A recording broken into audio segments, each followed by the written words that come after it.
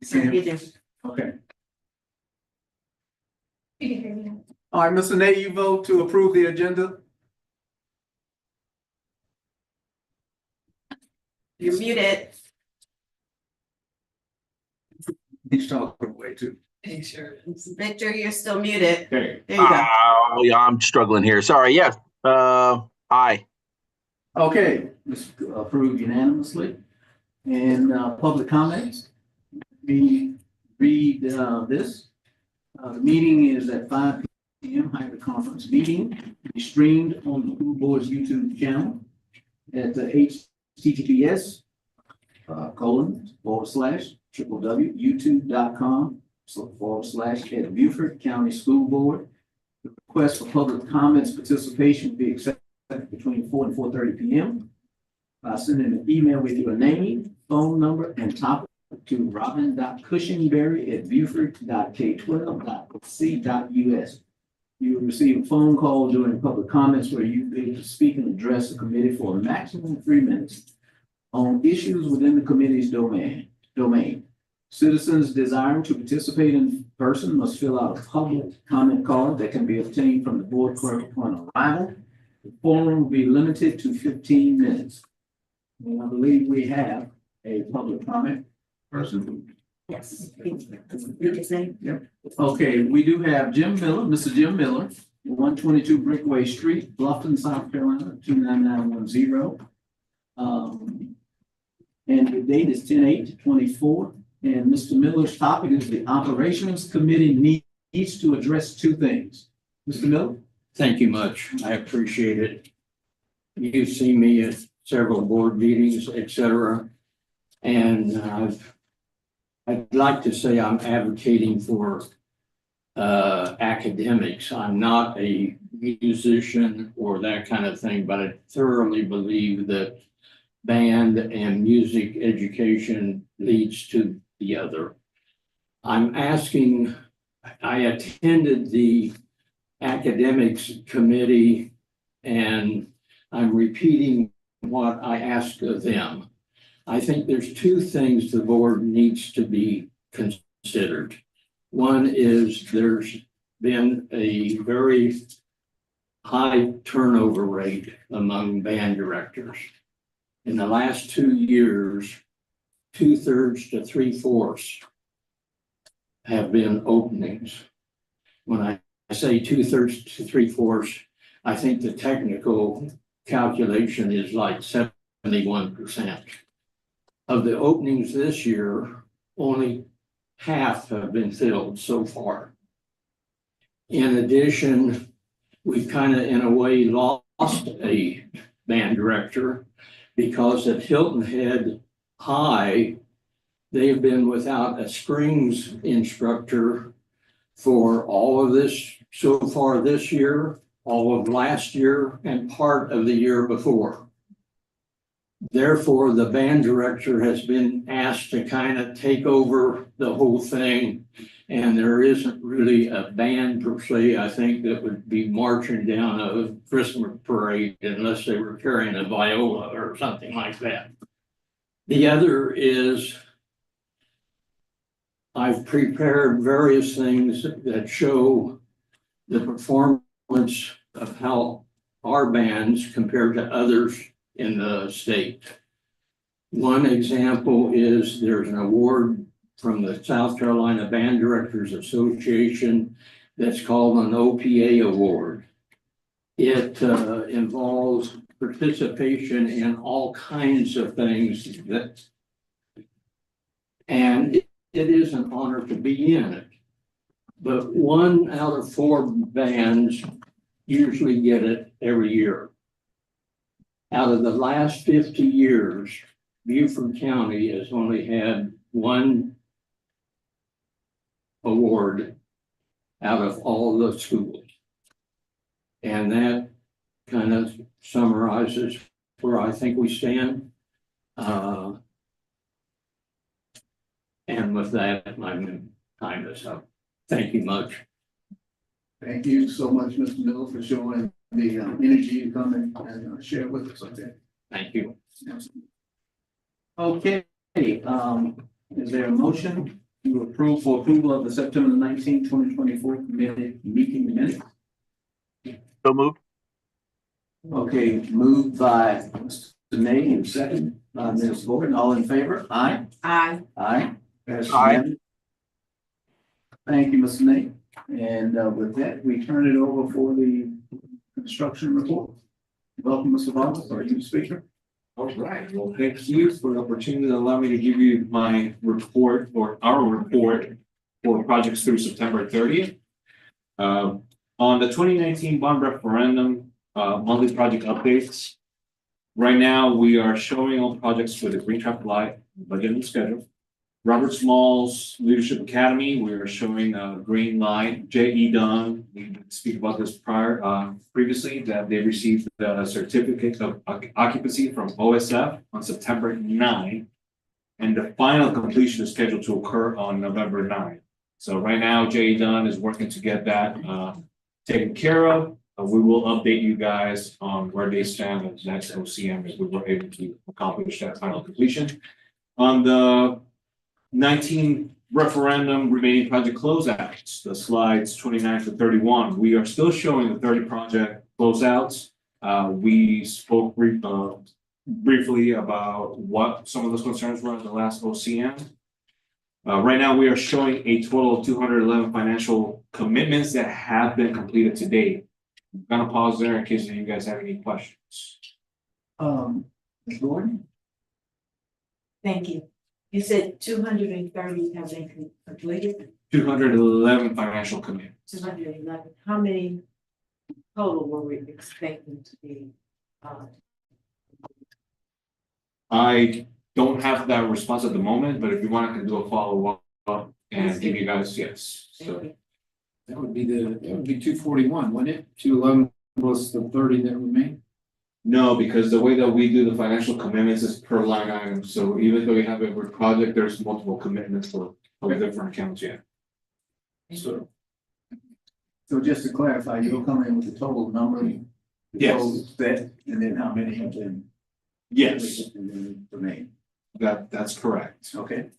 This is probably a good spot right here if you could talk just really briefly about, unless you're gonna do it later, about where we are with Ally. So actually, that is a good place to go and discuss the situation with Allied Universal.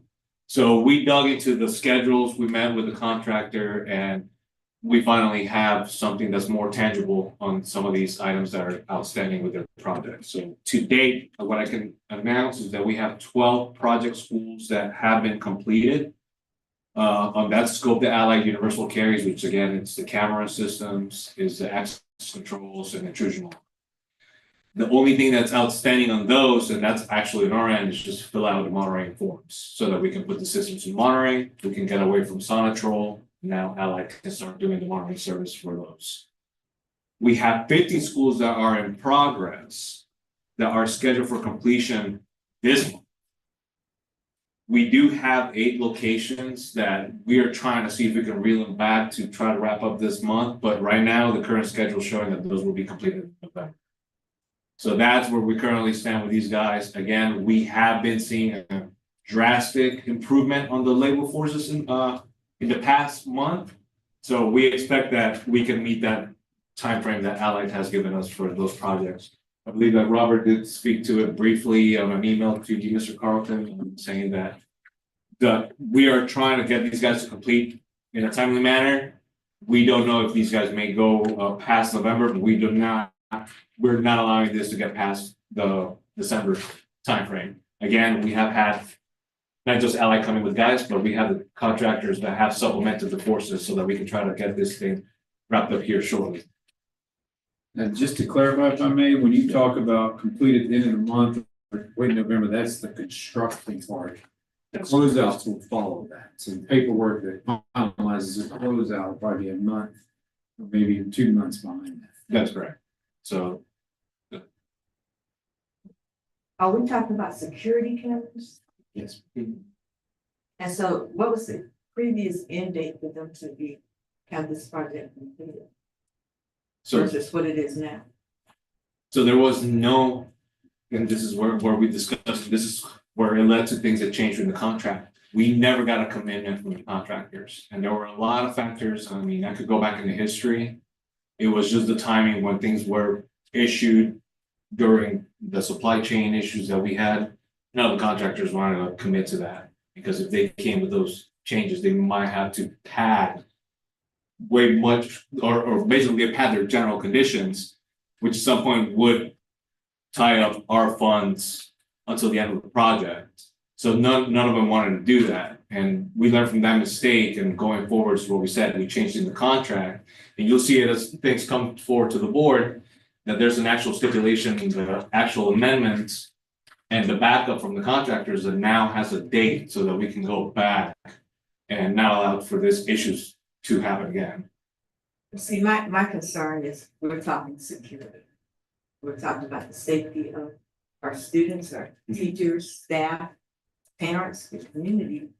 And we put ourselves in a position where we're really at their will. So now they're telling us that we'll finish the construction part in November maybe. And then we will finish our part December, January. School started in August, Yes. right? August. So now we're looking at coming into 2025 with these cameras or whatever security we're supposed to have on Ally being delayed because either on their part or our part, we did not have a commitment or a contract that was true to form that would hold them to finishing this project in a timely manner. So that's been corrected, right? Yes, ma'am. Moving forward, we're requiring schedules on all contracts, and that'll be part of the amendments that any contract is placed in. So, And the board is, or your committee, we will see this when you actually do the contracts. So Mr. Dowles and whoever, we will see that this is in place. that's correct. And what do you call it when contractor does not meet his or her obligation to project? I think you're thinking liquidated damages. Liquidated damage. Yes. So are we putting that in? Because if we're paying you, you need to produce the project. Yes, and that has been the case, and actually the one project that was an example was Robert Smalls, where we had a delay. We did have, for that project, just the magnitude, there was a schedule for that project. And we were able to backtrack, okay, you guys told us the substantial completion was gonna be on X date, you missed it, now we get to implement the penalties for liquidated damages. So that's been the case, but you saw that when we just recently did the award for River Elementary. That project itself had a schedule attached to the back, to its backup, and there's a substantial completion date that was tied to that project. So that we can go back after those damages. I'll be looking. Yes, Yeah. I want to say, I do want to clarify that even though we're talking about these delays from the contractors, that right now, it doesn't mean that your schools don't have the systems that are functional, so so just want to clarify. Any further questions, Matt? No, I'm good. Okay. Mr. Nate, any questions, sir? I think we've said it in the past, but so all these schools that have operational systems are not going to be offline until the new systems are ready to go, correct? No, the current systems are online, they have to work in parallel. And the Right, system- until the new systems are ready to go. That's correct. All right, yeah, I just wanted to make sure. Thank you, appreciate you. That's all I got. Understood. Elizabeth Hay and William Smith are both online. Okay, Ms. Hay, any questions from you, ma'am? Not at this time. Thank you, Mr. Dallas. Thank you, ma'am, for being part of it. Mr. Smith? Mr. Smith, any questions? No, I don't have any questions right now. I'm just certain. I don't have any questions. Can you hear me? Yes, sir. Thank you, sir. Thank you for participating. May I summarize? Yes. Okay, so the root cause is we didn't have a schedule before. So we couldn't trigger a liquidated damage position, right? Now we have a schedule, so we can, and what I'm hearing is we will. Yes. And so if a vendor comes and says, well, we can't give you a schedule, that means they can't work it. Right? That is correct. Okay. All right, thank you. All right, continuing on the financial update for 2019 referendum. Right now, we are showing the financial update with a green traffic light. The referendum budget, $375,710,000. Oh, wait, I'm sorry, $375,710,000. Paid and committed funds total $374.60 million. The remaining available funds are $1.54 million. And the contingency activity for September, we had a savings of $63 and a use of $14,000. Again, we're nearing the end, so you're gonna be seeing a lot of these things where there's some funds will come more. It's just every month it fluctuates. Contingency remaining at the end of September was $169,632. I'll pause right there for any questions on the financials in 2019. Ms. Gordon, Mr. Hay, I'm an A. Negative. Ms. Hay? Or Ms. None Mrs. here, Smith? thank you. Before we move to, Mr. Campbell, I'm sorry, sir. The really legendary boardroom, so.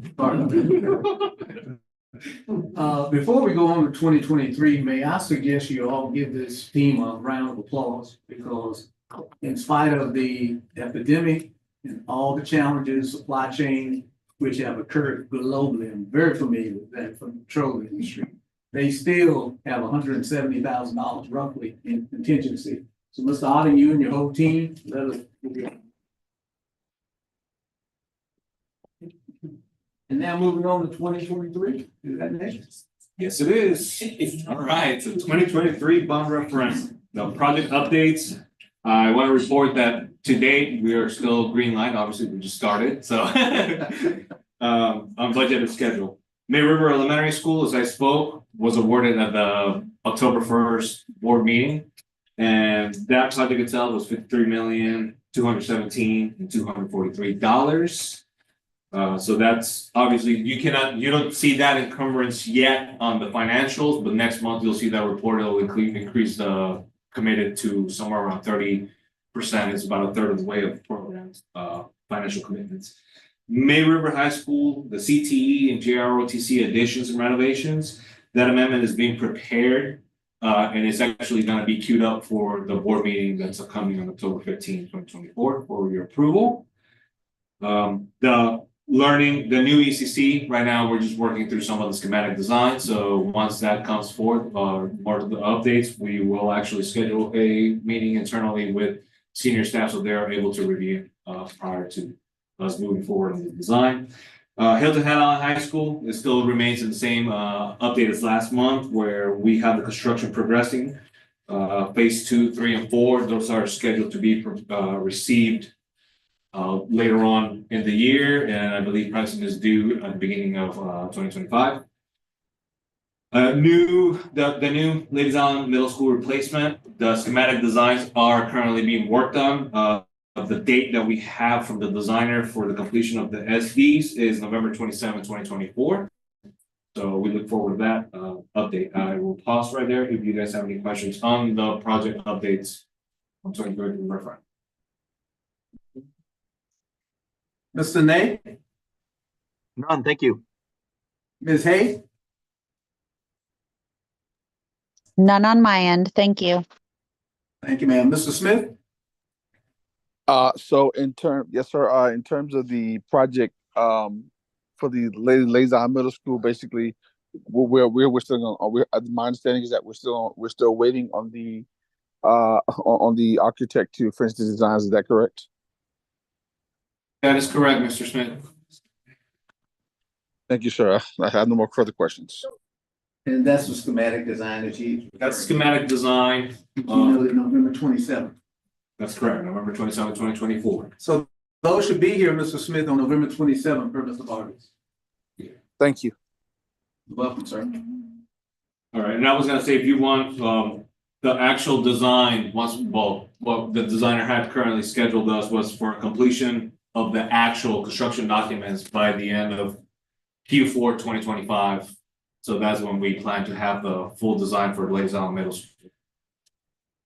Okay, thank you, sir. On the 2023 bond referendum financial updates, that's slide 55. While the figures as of the end of September, we have a current referendum budget of $439,035,000.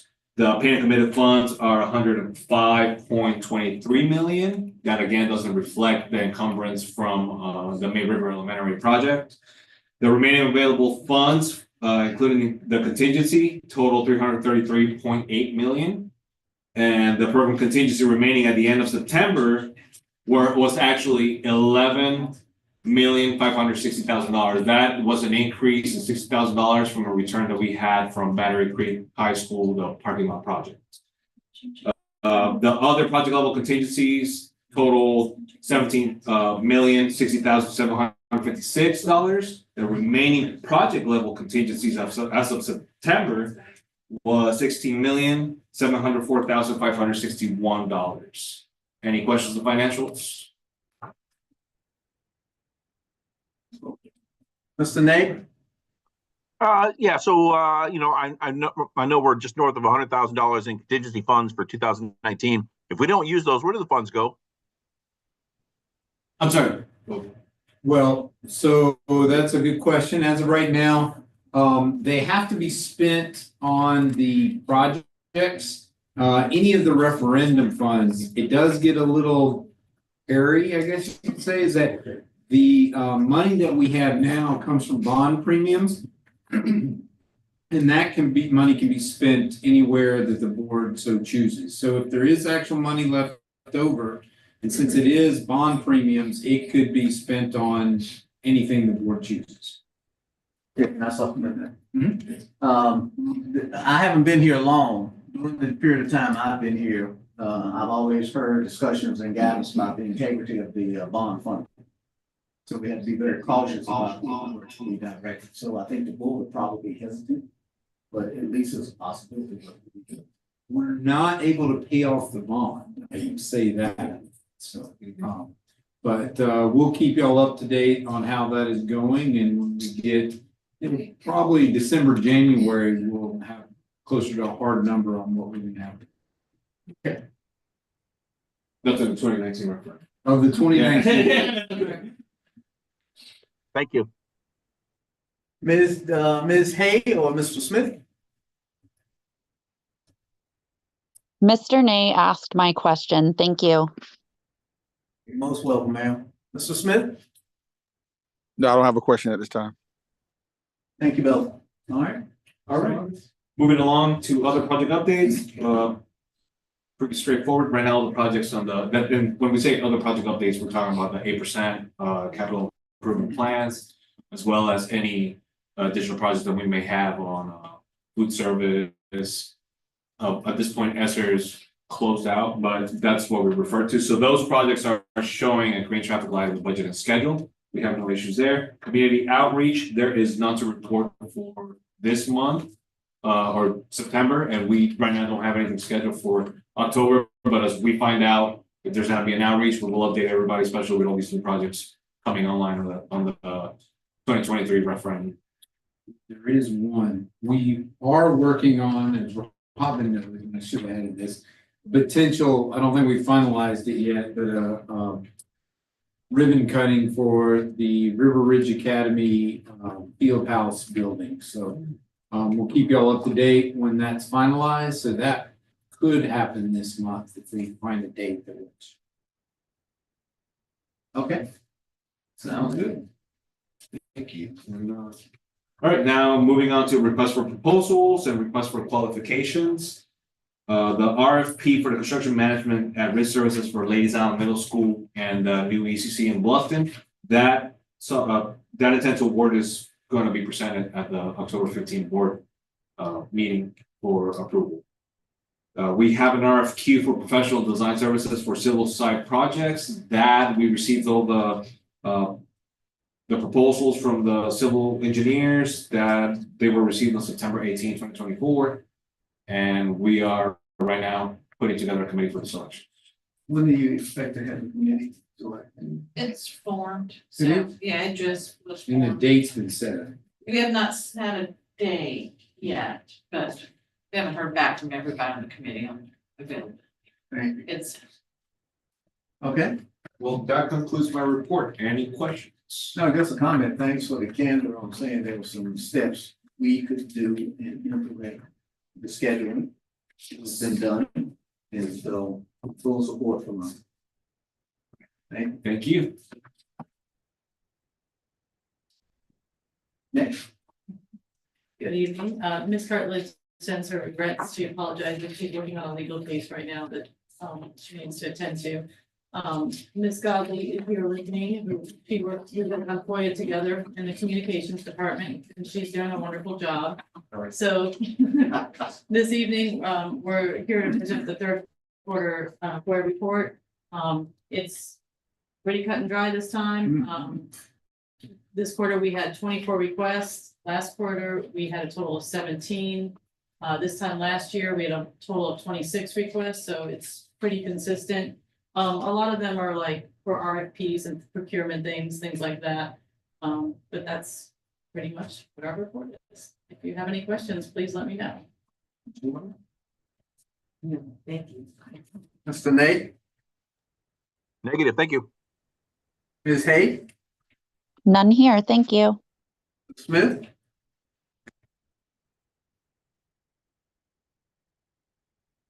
Mr. Campbell. Thank you, sir. All right. One thing I noticed is that it seems that some people are trying to find out what a competitor offered. Yeah, I'll let Robert answer that question. Do you know why people like to do Well, that? I mean, it's just, that's. If they lost an RFQ, it's not uncommon for them to FOIA any information they can so that they can have more information the next time they may put a proposal forward. So they're just typically trying to figure out why somebody won over themselves. That's very common. So hopefully, does that answer your question? Yes, sir. Sure does. Thank you. Thank you. Thank you. Can I ask that we bring the energy, move our agenda? I know Miss Majors was gonna join us and she hasn't been able to yet. So if Okay. it's okay with the committee, we may go to the energy presentation and then come back to custodial. I think we're fine with that since she's not here. I'm gonna sneak a chair here because I got cheat. I thought you were getting ready to try to sneak out, Mr. JD. You know I would if I could. I got my cheat slides here and some notes. For those that don't know me, I am JD Atkinson. I am the coordinator of energy management for the school district. Glorified HVAC guy. Expert. Easy. So our energy report for 2024 begins with the state of South Carolina requires us to submit a spreadsheet every year. That includes all of our utility usage, costs from bills.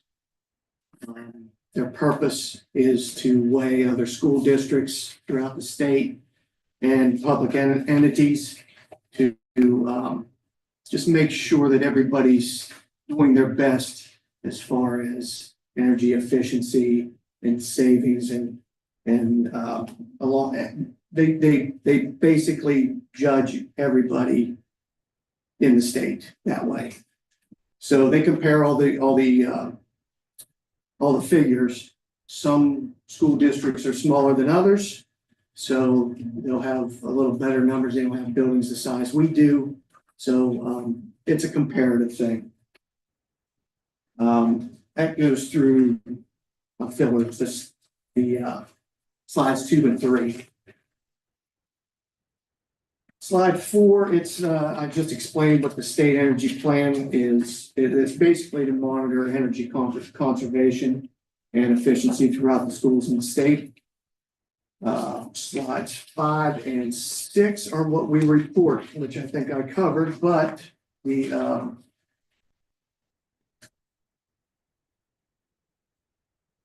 get to slide 7, you can see a typical spreadsheet of what we submit every year. Now, this is just a randomly picked one out of a month. So it's usage for all of our utility, well, our electric, our propane, our natural gas, our usage, our costs for every building, every month. And then it's calculated for the entire year.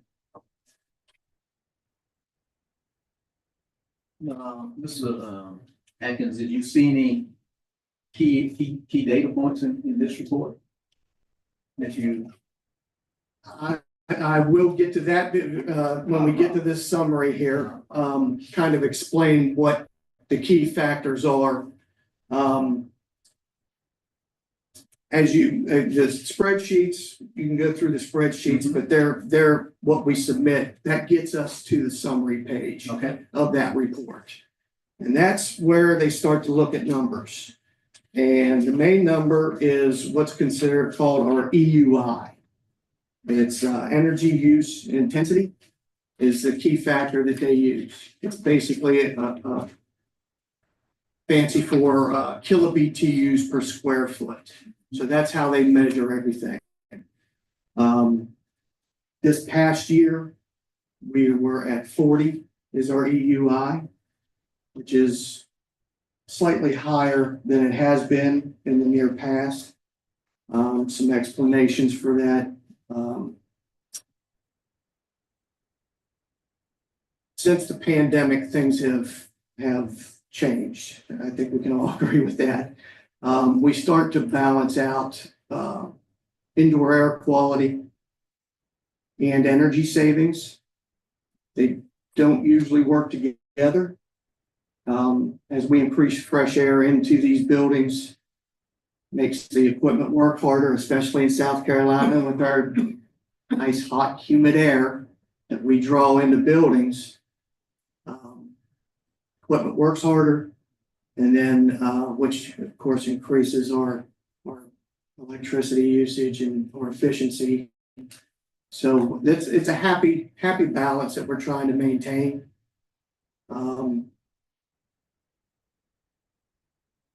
Other factors, of course, are increased academic time. Since the pandemic, we've seen quite an increase in after school, after hours events. And probably rightfully so. Everybody was cooped up, and then it just came out like gangbusters, and it just seems to keep increasing. The after hours usage, which will of course hit our bottom line on our EUI. Some of the tools that we're trying to use to help us on this is the automated logic section of this. That's some pretty pictures of the software program that we use. We can see equipment, how it's operating, make sure it's operating correctly. And then our secret weapon is the last page of the occupied, unoccupied scheduling. This is where we schedule events after hours. This is where we do our daily schedules. We really try to tweak that to the best of our ability. Special events, usually in bigger areas, gymnasiums, hacks, things that use the most energy. Of course, you have to, the more people you pile in a space, the more outside air you're bringing in, the harder that equipment's working, plus the BTU heat load from the amount of people. So all of that kind of steamrolls into the energy use increases and things like that. Kind of hard. Events are events. So we usually schedule stuff to start bringing in air conditioning, fresh air 2 hours before events start. If you tried on a 90-degree day to start right at the event time, it would never catch up by the time people got in there. So there's a lot of things we can schedule to try to do better when it comes to scheduling, but it usually is self-explanatory when we get to that point. So, but there's been quite an increase of events, and I think Hilton Head High School is like a convention center at this point. We should be, I'm surprised there's not a concert going on there right now. Probably is. So, how we're doing, how we rank, I know I've skipped around on these slides, I'm so sorry. Good job. Your fault. I'm just rambling here. No, you're not. How we did last year, we were eligible to receive an energy reduction milestone achievement award from the state.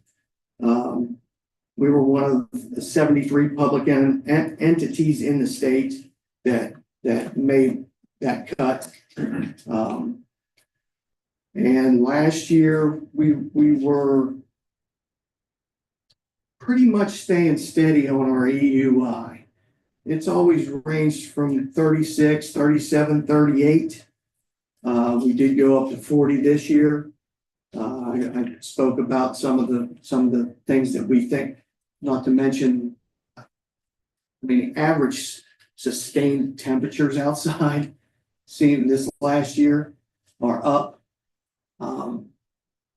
I mean, we probably were in the mid-90s for a month in July.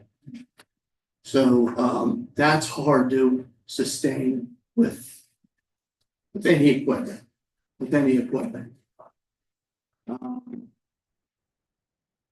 We've also grown, our square footage is growing pretty steady pace, which is nice, but that also turns into more cost, more square footage, more everything. So there's small uptick there.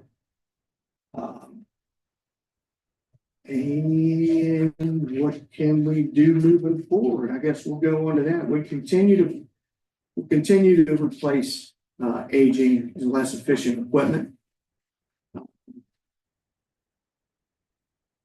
We'll continue to add bipolar ionization, which increases efficiency, indoor air quality. Describe what bipolar ionization is. Okay, I'll try to do this how I first asked that question. It's a piece of equipment that generates negative and positive ions. Basically like a magnet that it attracts dust particles. So as it attracts dust particles, it makes that particle bigger. So it keeps attracting the particles, makes it bigger. So the filtration system actually catches it. And it makes it so heavy that it drops right into the filter system. So it's able to catch things that are microscopic, that just keeps collecting, and then make sure that your filter system does its job. Instead of some of the filter systems aren't the greatest, and they let things pass through. Anybody that has a furnace or air conditioner at home knows that no matter what you do, you're going to have dust in your house.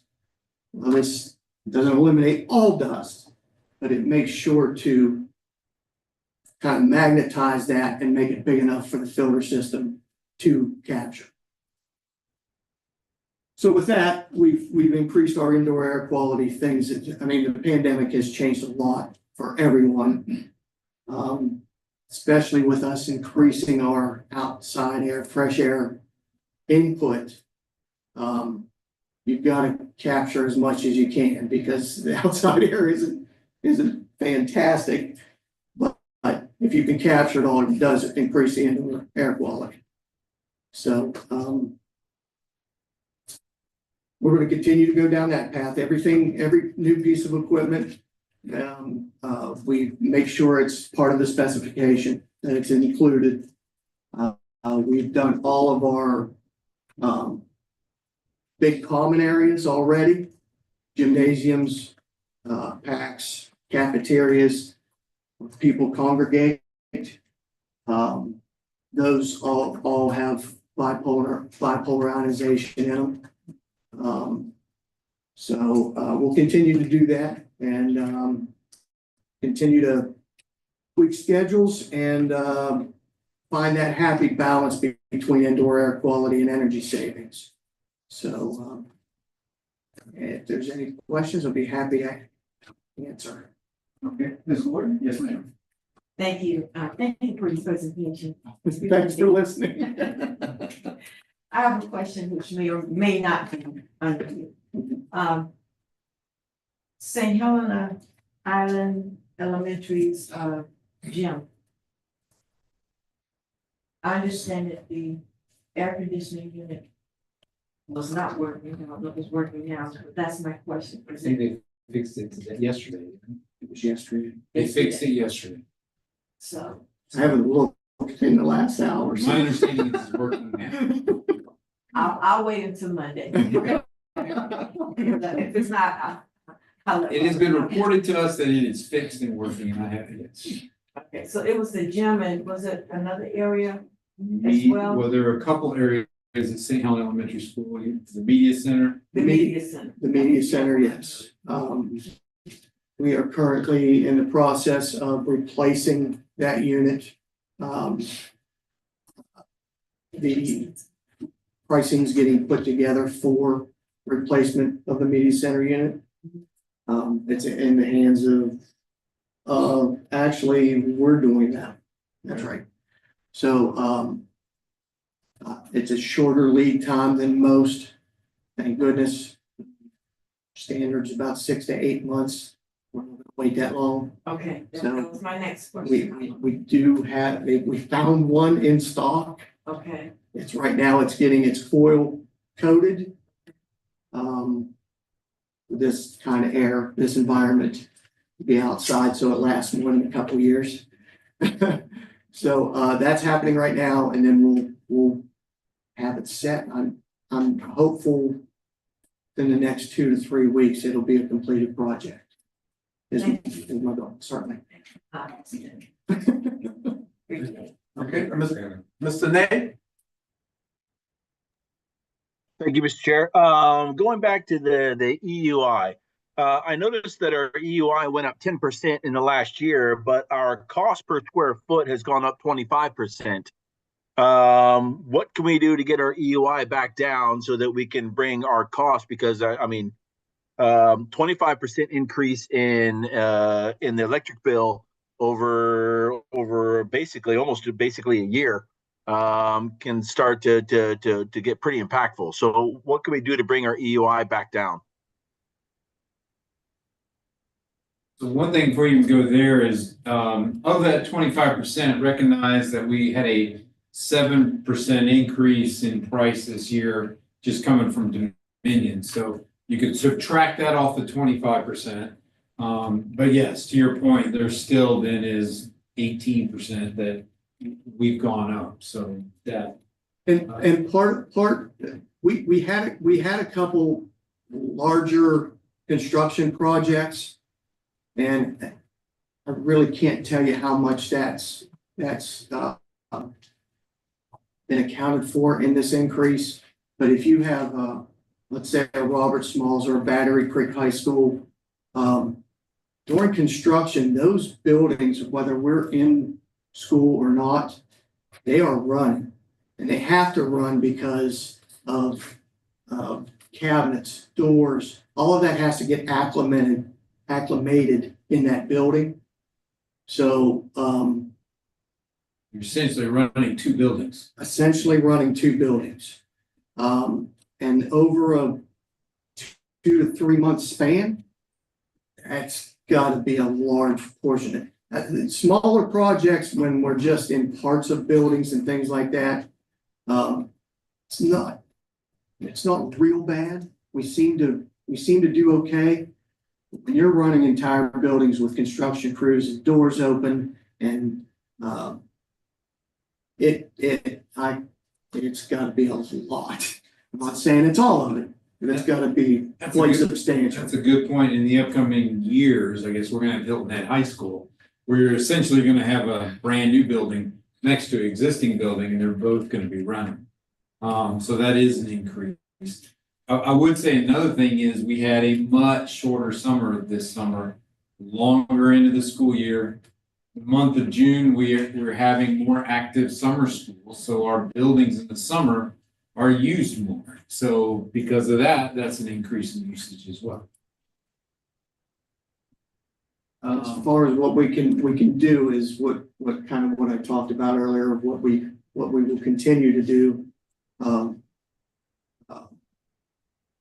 Try to get that balance of into air quality and energy savings. Okay, Ms. Hay? No, I'm sorry. So, originally I wrote in the chat that I didn't have any questions, but then as everyone was answering Victor's question, it's not so much a question, more of a suggestion that, as Robert also was discussing new buildings, I would just strongly encourage, I know that the majority of our buildings have really great windows or seem to. It's just one of those random things I tend to notice. But I would definitely be looking at things such as tinted windows, and any of those small tweaks that can make a difference in our new construction projects. Just always making sure that builders are aware that we do want our buildings to be energy efficient, even if it costs more money up front, to save for our constituents on the back end. Because obviously our area is very hot, very humid. We hear from our constituents all the time concerns about HVAC because of the students. I know on Hilton Head, we've had a lot of issues with our HVAC machines and, kids being too hot in class and having to have heat breaks outside, which doesn't really help when it's a 95 degree day outside. If you're going outside to get a heat break, that's not much of a heat break. So anyway, all of that to say, I appreciate all the work that is being done, but I definitely always have it as a topic moving forward with builders to do anything we can to help our buildings be energy efficient. And if we have some that don't have tinted windows, especially, maybe that's something we look at in the future. Thank you. Thank you, Ms. Hay. Mr. Campbell? No, I don't have any. Mr. Smith? One of my questions were in terms of just saving the efficiency in terms of air conditioning as well. I mean, and lights. I know sometimes when I ride past schools or we see schools, the whole school is lit up. Do we have to have lights on in every single classroom at every night?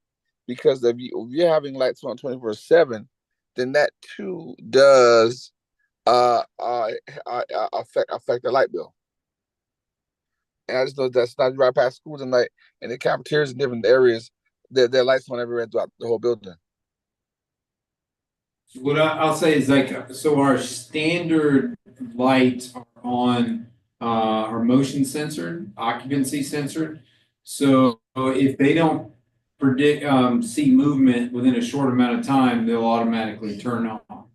Now, there are a few buildings that do not have that or have other types of light systems, but that is our standard. So if you've been in the hallway here, Mr. Smith, and if you don't walk in the hallway after 15 minutes, all the lights shut off. So if there are lights on the building at night, one of the things is custodians are in there working.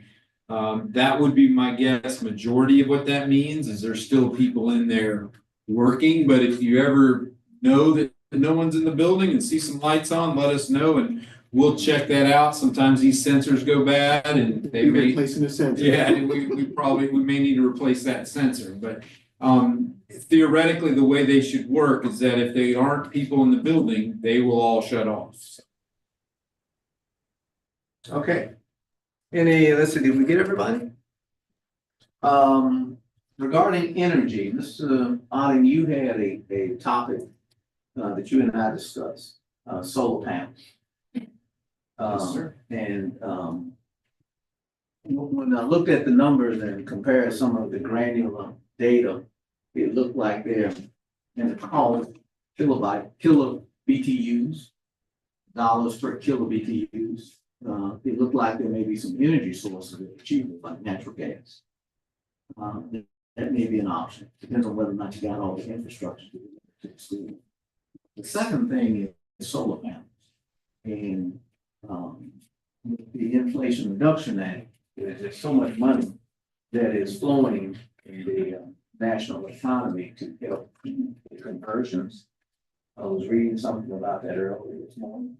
And so that may be something that we can begin to take a look at if you'll take that on the side and even your team.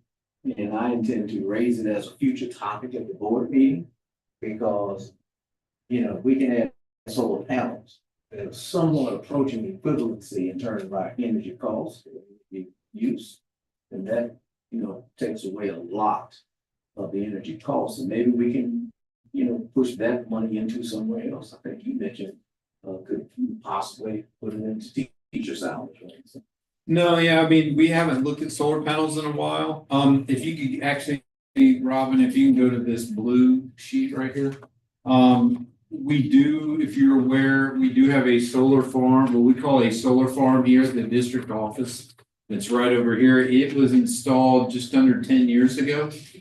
And you may not be able to see it, but on the district education service center, which is this building, if you look at the cost across the year, this building, we actually made $14,000 on this building this year. So, and that's because of that solar farm out there. The cost of an equivalent building, say like Beaufort Middle School, costs us about $150,000. In return, we actually made money, and that back then we calculated that we paid off that solar farm in about 5 years. And so with the Inflation Reduction Act right now, the government will pay us over 30% of the cost of the system to install it through after it's in place and running. So yes, we haven't done it in a while, but I'd love to do a deeper dive into that and just see what the payback is with the Inflation Reduction Act.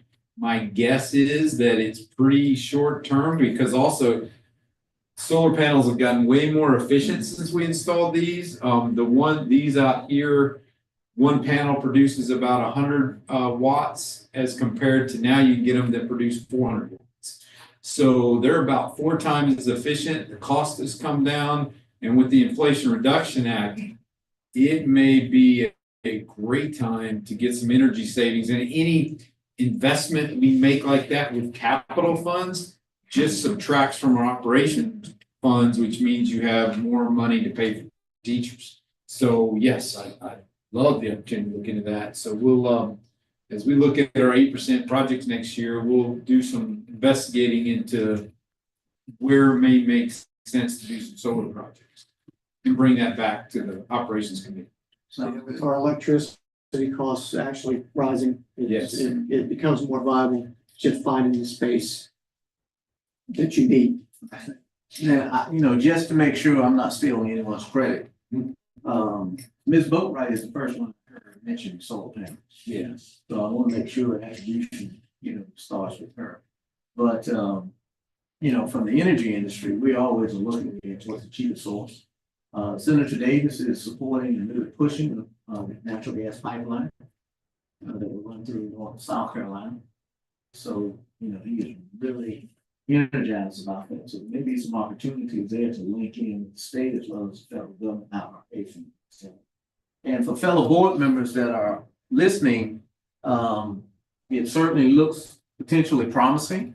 And so if it comes up for discussion, hopefully it'll be something that collectively, we hear what's being said by the experts, and it's worth at least a analytical review. So, with that, any further comments or questions, Ms. Gordon, Mr. Nate?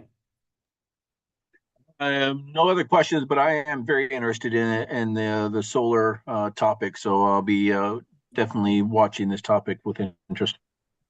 Thank you, sir. Ms. Hay? No, no questions. Thank you. Mr. Smith?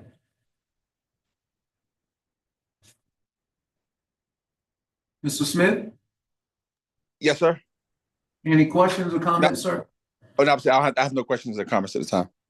And with our great legendary board member, Mr. Campbell? All right, Thank you all. thank you, Mr. Atkins. Anything from the custodial maintenance? Yeah, we're gonna go back to that, and I believe Brandy Majors is online, so Brandy, if you can hear us and are able, could you start the custodial update?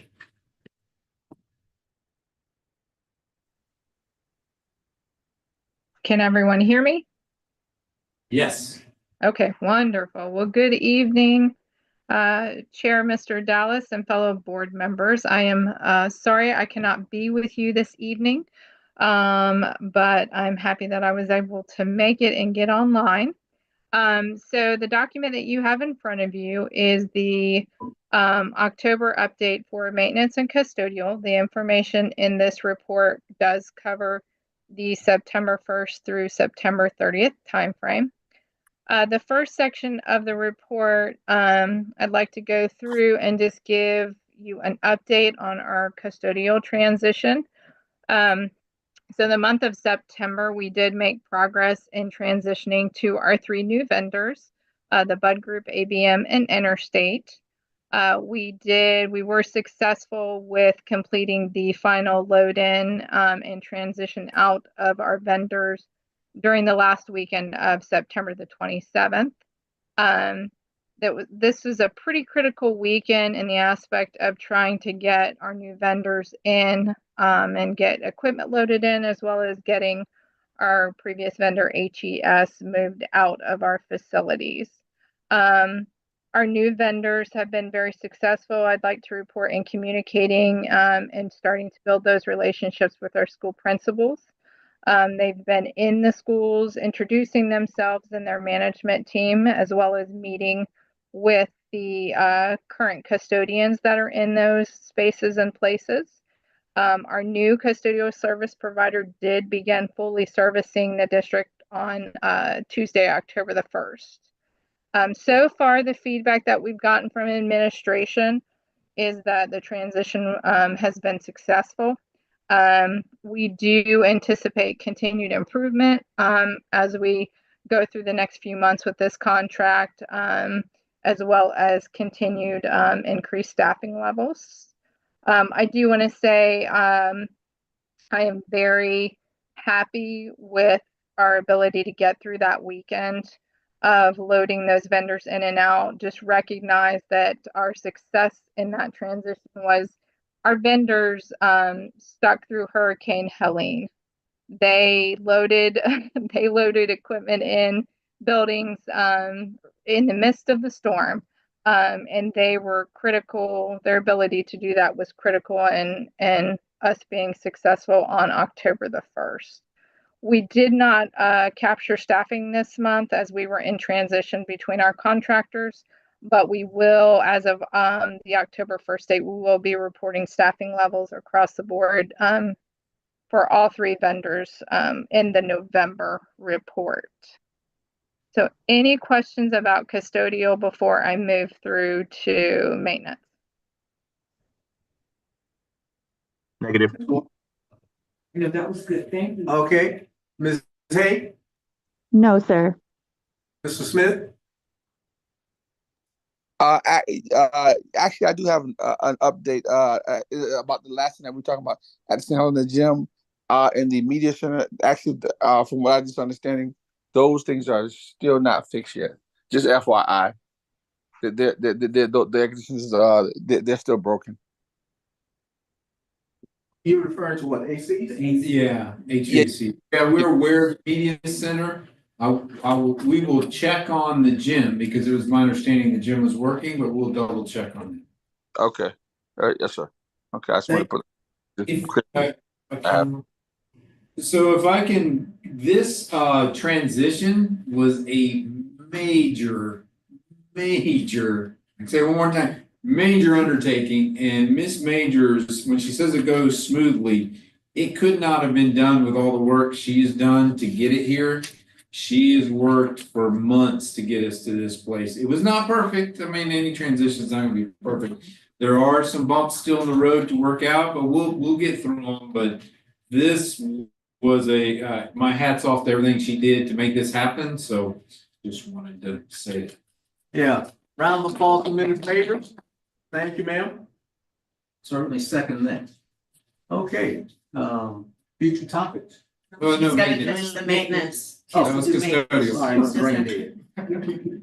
Ms. Majors? No, we're, thank you. No, thank you for the support and the kudos. It's as Mr. Otting said, it was a major undertaking. We are still working through the transition. But I'm very happy to see where we're going with it. Maintenance, the information for maintenance is our monthly data pool that we submit for and provide to y'all for work order counts. So this is reporting through that, again, end of September 30th date. I will say overall, the middle section of the report for the total work orders requested and completed, I kind of want to call a little bit of focus to that section. This was a section of information that at the last operations committee, we were tasked with providing a 3-year historical trend on how we were tracking for the maintenance department related to the total work orders requested and completed. I will say that we do see in 2024, when we compare those completion totals to previous years, we are tracking a lot lower significantly than in previous years. This moves us into our conversation where we are seeing, staffing levels for this particular vendor. They have struggled with staffing.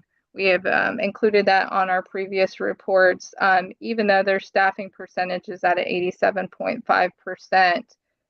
When they're down 8 positions, of which 3 of them are HVAC technicians, it does prove to be critical in losing our momentum as they need to complete work orders. So I just want to make that note of reference as far as the information that we're seeing here with the data. As we continue to move through the report, we move on to our craft categories. These 2 categories, our 2 highest were HVAC and general maintenance.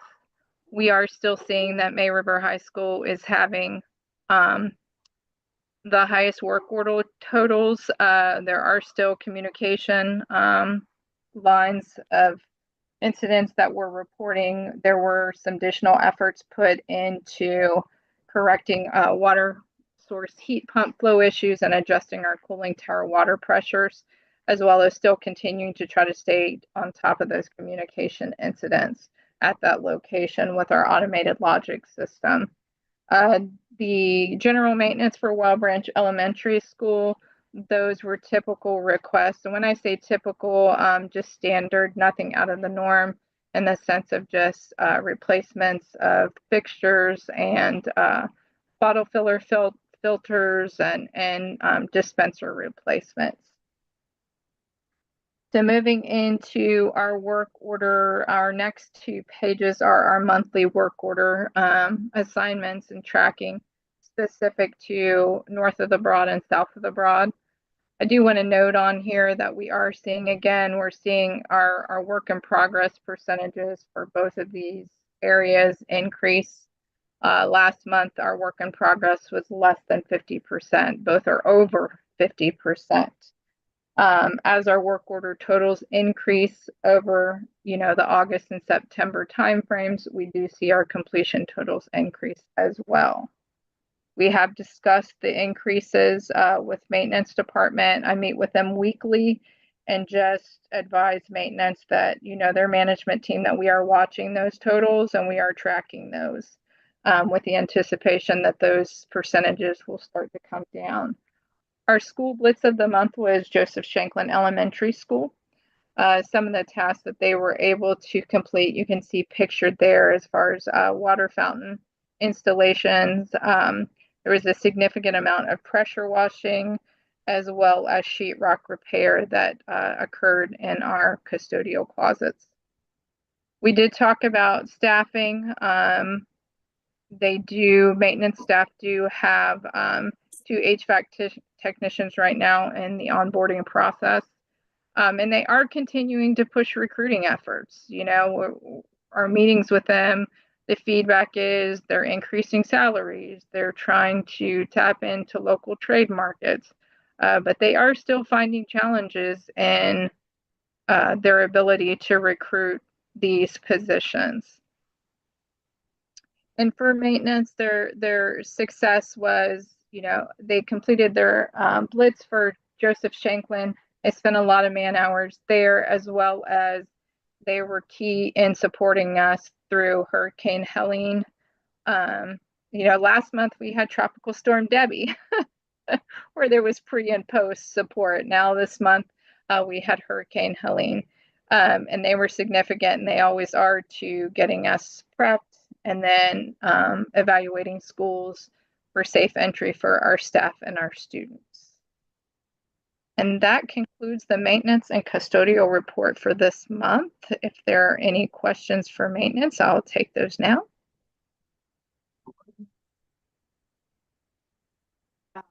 Ms. Majors, every report that you have given so far, I want to thank you. They're very impressive. I enjoy it. In fact, I was almost asleep because you do such a great job, not sleeping in the negative, but just knowing that what you're telling me is, you know, true to form. So thank you very much. Very much. Thank you, Ms. Floyd. Mr. Nate? Thank you, Mr. Chair. Mr. Majors, I noticed that the completed work orders for non-preventative maintenance were higher than preventative maintenance. And I understand that that's damage control. Somebody submits it, you know, there's a leaky water fountain, you got to go fix that because there's going to be a flood or whatever, or HVAC. I understand that. But is there any correlation with I guess it kind of, I have two questions. Do we give precedent when, you know, our technicians are being given their work orders for the day? Is there precedent given to preventative maintenance? And is there any correlation with our preventative maintenance work orders saving us money in the future? So the first part of that question is when the work orders are issued out to the staff, to our field employees, those area managers are looking at those work orders assigned to those technicians and they're prioritizing them. So as far as preference to preventative maintenance, I would say that for our daytime field technicians, you know, they're going to focus on the priority for the day and those emergency work orders. Those life safety work orders are number one, our first priority when it comes to that. So there is a line of, you know, level of priority. So I would say as far as preventative maintenance, that would be mid. As far as, you know, if you have 5 categories, you're gonna see our preventative maintenance be kind of at the middle of the road category, because that life safety, asset preservation, those type of bigger levels are addressed first. As far as preventative maintenance, we do have a preventative maintenance crew. They are a second shift crew. They do come in and do a large majority of our preventative maintenance work orders. And so, and most of those preventative work orders that they're doing in the afternoon are specific to HVAC systems. You know, there's also a lot of preventative maintenance work orders, Mr. Nay, that we have to do that are required for recertification for life safety. And that would be work orders related to fire extinguisher, checks monthly, those types of work orders. So that's where, and I don't know if Robert wants to add anything to that. Well, if I can, I'll just say that you're astute in that, saying that the more we move towards preventive maintenance being our lead, the more money we're saving long term. I mean, your end goal is a complete reduction in reactive work orders and an increase in preventive maintenance work orders. If you're gotten to where you aren't having to react to anything, you're getting it ahead of time, the preventive maintenance side, that is the ultimate in the maintenance world. We're not there yet, but that's where we would like to be. And a lot of the problems with HVAC, if you can solve them ahead of time, they're cheaper than having to solve them after the machine is broke and all that. And also the impact that that has on students. So to your point, our goal would be to increase preventative maintenance and reduce all other work orders. Well, if anybody can get us left to bang, I'm sure it's you. Thank you. If I can weigh in on that, certainly, what's known as break fix, you fix it when it breaks and wait until that, is a very expensive and disruptive way of managing your maintenance. So preventative maintenance actually sort of flat lines if you can get to a high percentage on that. So thanks for that question. That's a very good question, Mr. Nay. Mr. Smith?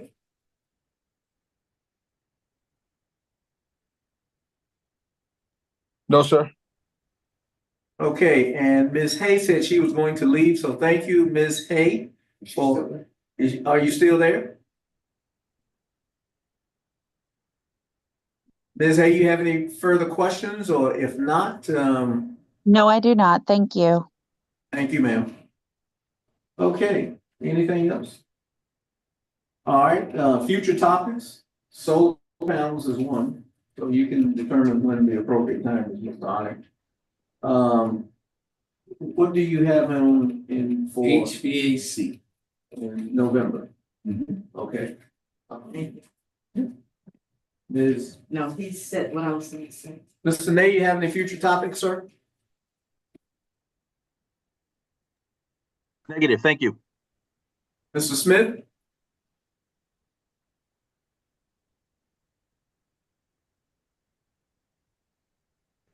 Mr. Smith, future topics?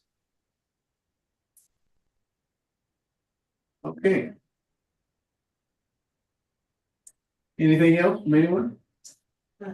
Next meeting date? What are we looking at? What are our routine schedule? Next month is weird because of election day is on the 5th. Yes. And so that would be a normal board meeting, but it's moved to the following week, which is when we would normally have our meeting. So next month is a weird month. So we're having a board meeting in November. I thought it was just a work session. No, we have a board meeting on the 12th. Oh, November. Yeah. So, and then we have 2 weeks back to back with board meetings. We would have the clock meeting on the Wednesday, which would be the 13th. If you wanted to have it on a Thursday, you could either have it the week of the 4th or the week of the 11th. But if you had it on the week of the 11th, we'd have a board meeting, a clock meeting, and then an operations committee meeting. Veterans Day. Yeah, Veterans Day is on Monday. Yeah, there's just November's a You weird got month. Thanksgiving. Yeah, and then there's, so Is the 7th of November the best date then? I would say yes. I mean, that's a pretty quick turnaround, but we can be ready. But the 7th, yeah, that would be better than doing it the following week. If we're gonna, if I had a preference, if it's okay to do it on the 7th, Robin, do you know? Right now, it's open. Ms. Gordon, does that work for you? Mr. Nay, does November the 7th work for you? It's the 7th. Send it. Thursday. You said negative? I said, send it. Yes, go ahead. Oh.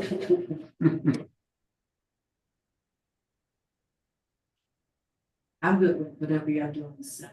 Okay, so November the 7th.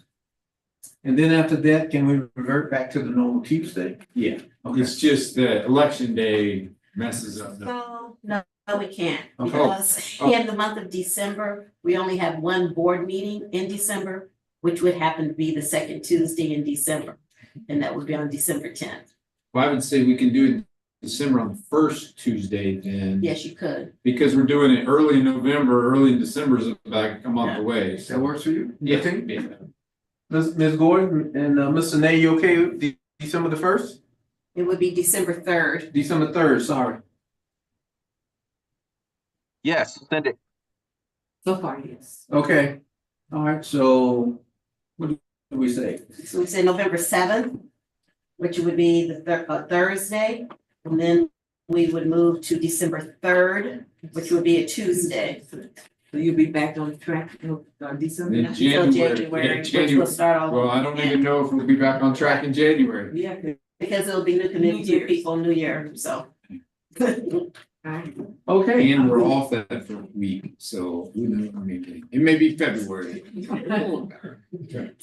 Okay, anything else for the good of the order? I just wanna thank you, Mr. Audi, great, as always. Thank you. Thank you all. Okay, then we may adjourn by unanimous consent. Mr. Nate? Okay, Make it so. Good seeing everybody or talking to everybody. thank you, Mr. Nate. Yes. Have a good one. See you guys when I see you. Yeah. Thank you. Tomorrow, Wednesday, you. right? Tomorrow's Wednesday. So, do I have any?